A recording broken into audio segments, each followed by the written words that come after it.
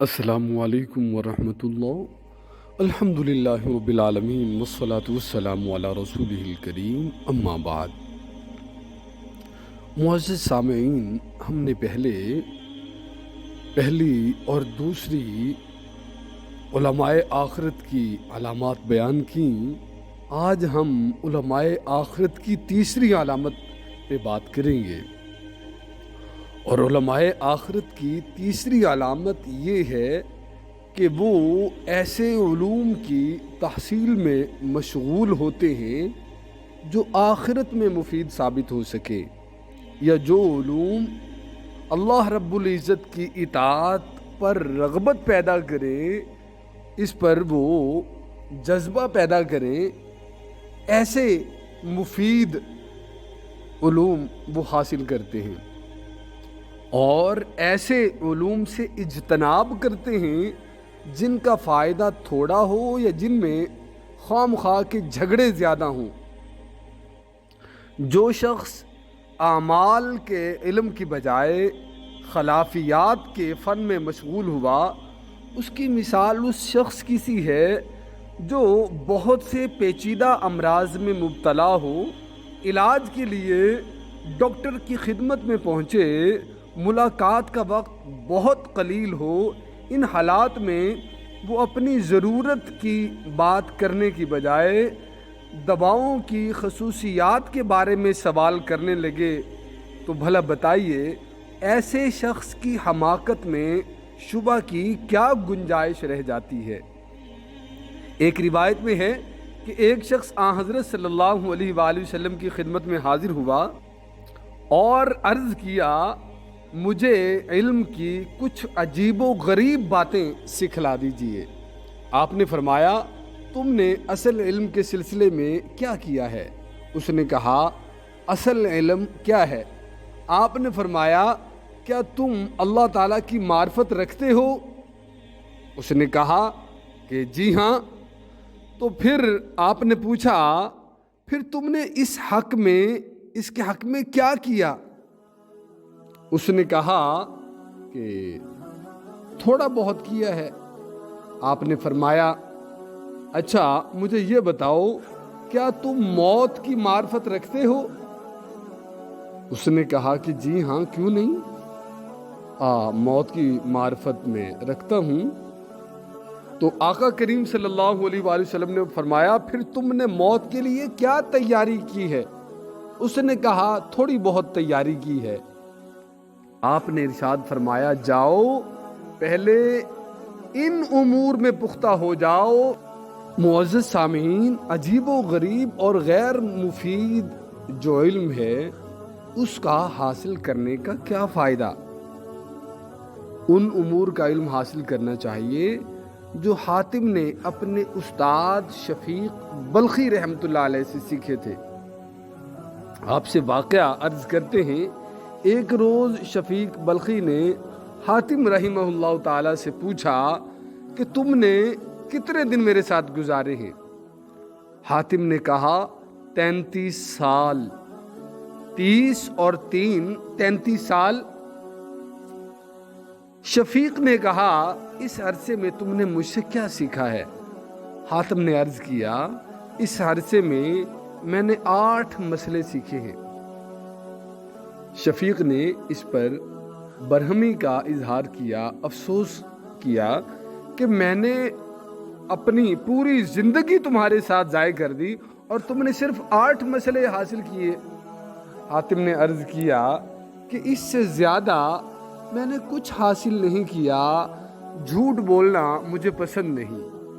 انہوں نے فرمایا، اچھا بتاؤ وہ کون کون سے 8 مسائل ہیں جو تم نے حاصل کیے، جو تم نے سیکھے مجھ سے؟ حاتم رحمہ اللہ تعالی نے ہر مسئلے کی الگ الگ تفصیل اس طرح بیان کی۔ فرمایا، پہلا جو مسئلہ میں نے سیکھا وہ یہ ہے کہ میں نے ہر مخلوق پر نظر ڈالی، میں نے دیکھا کہ ہر شخص کا ایک محبوب ہے، اور وہ محبوب قبر تک اپنے محبوب کے ساتھ رہتا ہے، لیکن قبر میں پہنچنے کے بعد اسے اپنے محبوب سے جدا ہونا پڑتا ہے۔ اس لیے میں نے نیکیوں کو اپنا محبوب ٹھہرایا تاکہ جب میں قبر میں جاؤں تو میرا محبوب بھی میرے ساتھ جائے۔ دوسرا یہ میں نے سیکھا کہ میں نے اللہ تعالیٰ کی اس ارشاد گرامی میں غور و فکر کیا، وَأَمَّا مَنْ خَافَ مَقَامَ رَبِّهِ وَنَهَى النَّفْسَ عَنِ الْهَوَىٰ فَإِنَّ الْجَنَّةَ هِيَ الْمَأْوَىٰ، پارہ نمبر 30، رکوع نمبر 4، آیت نمبر 40۔ اور جو شخص دنیا میں اپنے رب کے سامنے کھڑا ہونے سے ڈرتا ہوگا اور نفس کو حرام خواہشات سے روکتا ہوگا سو جنت میں اس کا ٹھکانہ ہوگا۔ میں یہ سمجھا کہ اللہ تعالیٰ کا یہ فرمان حق ہے، اس لیے میں نے اپنے نفس پر خواہشات سے دور رکھنے کے لیے محنت کی، یہاں تک کہ وہ معبود حقیقی کی اطاعت پر جم گیا۔ اور تیسرا جو مسئلہ میں نے آپ سے سیکھا وہ یہ ہے کہ میں نے لوگوں کو دیکھا کہ وہ قدر و قیمت رکھنے والی چیزوں کی دل و جان سے حفاظت کرتے ہیں۔ اس کے بعد میری نظر اس آیت پر پڑی، پارہ نمبر 14، رکوع نمبر 9، آیت نمبر 96، ما عندکم ینفد وما عند اللہ باق، اور جو کچھ تمہارے پاس دنیا میں ہے وہ ختم ہو جائے گا، اور جو کچھ اللہ کے پاس ہے وہ ہمیشہ رہے گا۔ چنانچہ جو قیمتی چیز میرے ہاتھ لگی اسے اپنے پاس محفوظ رکھنے کے بجائے میں نے اللہ تعالیٰ کے یہاں امانت رکھ دی تاکہ ہمیشہ باقی رہے۔ اور چوتھا یہ ہے کہ میں نے ہر شخص کو مال، حسب نسب اور عزت کی خواہش میں گرفتار پایا، حالانکہ حقیقت میں یہ سب چیزیں ہیچ ہیں، بہت چھوٹی ہیں۔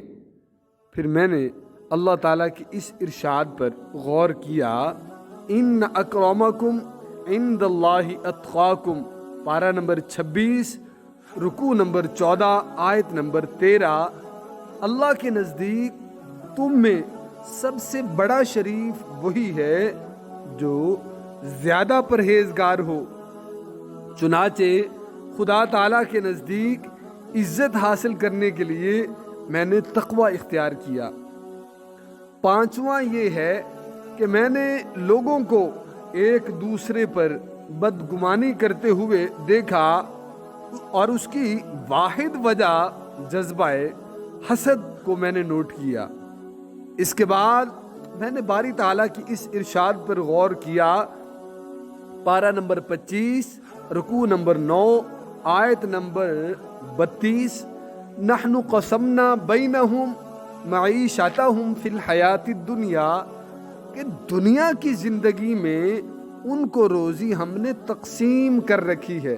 چنانچہ میں نے جذبہ حسد پر لعنت بھیجی اور اس اعتقاد کے ساتھ مخلوق سے کنارہ کشی اختیار کی کہ ہر چیز اللہ کے یہاں مقسوم ہے، اس نے تقسیم کر رکھی ہے آلریڈی۔ چنانچہ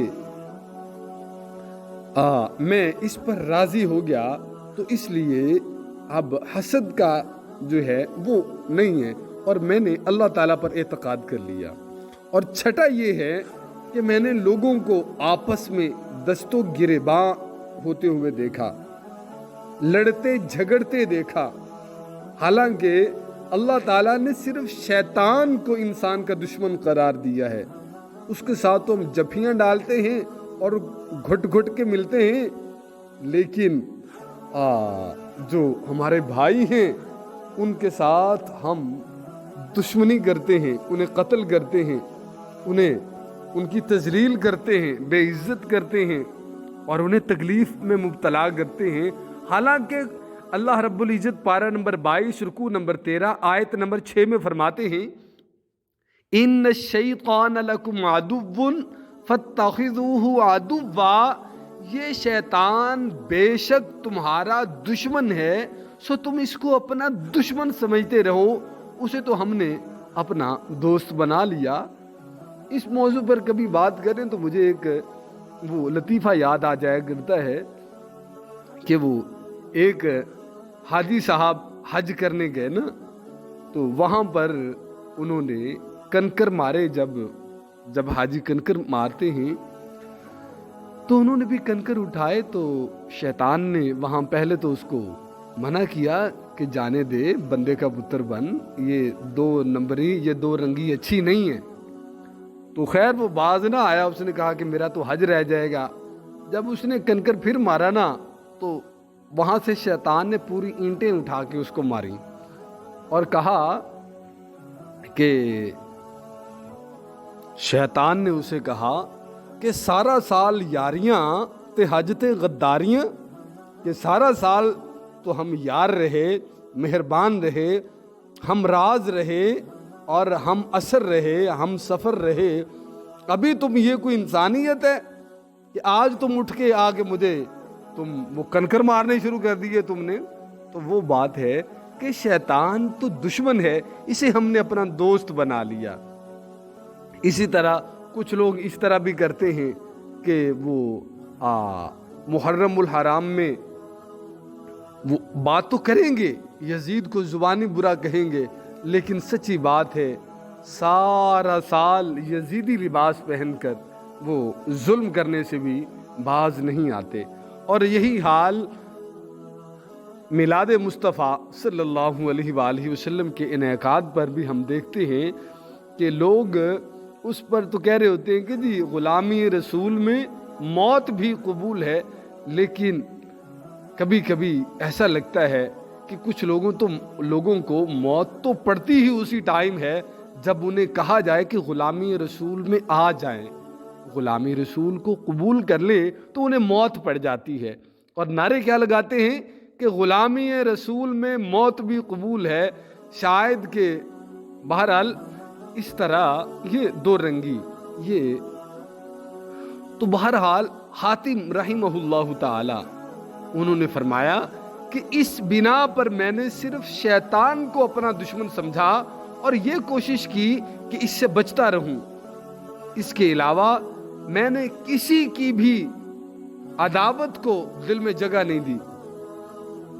7واں یہ ہے مسئلہ جو میں نے آپ سے سیکھا کہ ہر شخص روٹی کے لیے بھاگ دوڑ میں مصروف ہے، اس کے لیے اپنے آپ کو ذلیل و خوار کر رہا ہے اور حلال و حرام کا امتیاز کھو بیٹھا ہے. حالانکہ قرآن عظیم الشان میں ہے، پارہ نمبر 12 رکوع نمبر 1 آیت نمبر 6، وَمَا مِن دَابَّةٍ فِي الْأَرْضِ إِلَّا عَلَى اللَّهِ رِزْقُهَا، اور کوئی جاندار روئے زمین پر چلنے والا نہیں کہ اس کی روزی اللہ کے ذمہ نہ ہو. تو حاتم رحمہ اللہ تعالی فرماتے ہیں میں نے خیال کیا کہ میں بھی ان حیوانوں میں سے، ان جانوروں میں سے ایک ہوں جن کے رزق کی ذمہ داری اللہ تعالیٰ نے اٹھا لی ہے. چنانچہ تلاش معاش کی بجائے میں ان امور میں مصروف ہوا جو اللہ نے مجھ پر فرض کیے ہیں. اور 8واں مسئلہ جو میں نے آپ سے سیکھا وہ یہ کہ میں نے دیکھا کہ ہر شخص کسی نہ کسی چیز پر تکیہ کیے بیٹھا ہے، کوئی تجارت پر، کوئی اپنے پیشے پر، کوئی زمین پر، جائیداد پر، صحت و تندرستی پر، جبکہ قرآن پاک میں یہ فرمایا گیا، پارہ نمبر 28 رکوع نمبر 17 آیت نمبر 3، وَمَن يَتَوَکَّلْ عَلَى اللَّهِ فَهُوَ حَسْبُهُ، اور جو شخص اللہ پر توکل کرے گا اللہ اس کے لیے کافی ہے. اس لیے میں نے خدا تعالیٰ کی ذات پر توکل کیا کہ در حقیقت وہی ذات میرے لیے بہت کافی ہے. شفیق بلخی رحمہ اللہ تعالیٰ نے فرمایا، اے حاتم، اللہ تجھے حسن عمل کی توفیق سے نوازے، تجھے سلامت رکھے. جو کچھ تو نے اب تک سمجھا ہے وہی در حقیقت چاروں آسمانی کتابوں، قرآن میں، زبور میں، انجیل میں اور تورات میں یہی کچھ لکھا ہے، اور ان کی تعلیمات کا خلاصہ یہی ہے جو تو نے بیان کیا. جو شخص ان 8 مسئلوں پر عمل کرتا ہے وہ شخص گویا ان 4 کتابوں پر عمل پیرا ہے. معزز سامعین، حاصل گفتگو یہ ہے کہ اس طرح کا علم علماء آخرت ہی حاصل کرتے ہیں. اور یہاں پر ایک اور بات بھی اس میں ایڈ کر لیں کہ جہاں پر علماء جو آخرت کا علم بانٹتے ہوں گے نا، اکثر و بیشتر دیکھا ہے وہاں پر عوام کو کہ توجہ نہیں کرتے. اور جہاں پر جو ہے یہ نام نہاد ملا، یہ جو جن کا اکثر انداز یہ ہوتا ہے کہ میں نے نوٹ بخا میرا موڈ بنے، تو یہ نوٹ پہ چلنے والے ملا، ان پر عوام ٹوٹ کر پڑتی ہے اور کہتی ہے کہ جی ترنم کیا ہے، طرز کیا ہے، بلے جی کیا بات ہے. جو دھوکہ بیچتے ہیں، جو نقصان بیچتے ہیں، ان کے پاس بہک کر جاتے ہیں. جو آگ بیچتے ہیں، جو بیماری بیچتے ہیں، ان کے پاس یہ ٹہل کے جاتے ہیں. اور جو حقیقی معنوں میں جو نور بانٹتے ہیں، ان کے ہم قریب نہیں پھٹکتے. تو یہ کتنی عجیب بات ہے. تو بہرحال اس طرح کا علم علماء آخرت ہی حاصل کرتے ہیں، اور جو اس طرح کا علم بانٹتے ہیں وہ بھی علماء آخرت ہوتے ہیں. تو یہ نشانی تیسری تھی. علماء دنیا تو ان علوم کی تحصیل میں مشغول رہتے ہیں جن کے ذریعہ سے مال مل سکے. شعر یاد کریں گے، ترنم سیکھیں گے اور منصب حاصل کرنے کی کوشش کریں گے. ان علوم پر کوئی توجہ ہی نہیں دیتے جن کے لیے اللہ تعالیٰ نے تمام انبیاء علیہم السلام کو مبعوث فرمایا ہے. اس لیے حضرت ضحاک رحمہ اللہ تعالی فرمایا کرتے تھے کہ ہمارے اکابر ایک دوسرے سے صرف اور صرف ورع حاصل کرتے تھے، اور آج کل کے لوگ محض کلام حاصل کرتے ہیں، زبانی علم اور خالی اور خولی علم وہ حاصل کرتے ہیں. اللہ رب العزت ہمیں حقیقی معنوں میں ہمیں وہ علم حاصل کرنے کی توفیق عطا فرمائے جس سے ہماری آخرت سنور جائے. اور آخر میں دعا کے لیے درخواست ہے کہ براہ کرم دعا فرما دیں. اللہ رب العزت مجھے کامل صالح ہدایت نصیب فرمائے، اور اللہ رب العزت ایمان پر قائم رہ کے زندگی کو گزارنے اور ایمان پر خاتمہ بھی نصیب فرمائے. آمین یا رب العالمین. السلام علیکم ورحمۃ اللہ.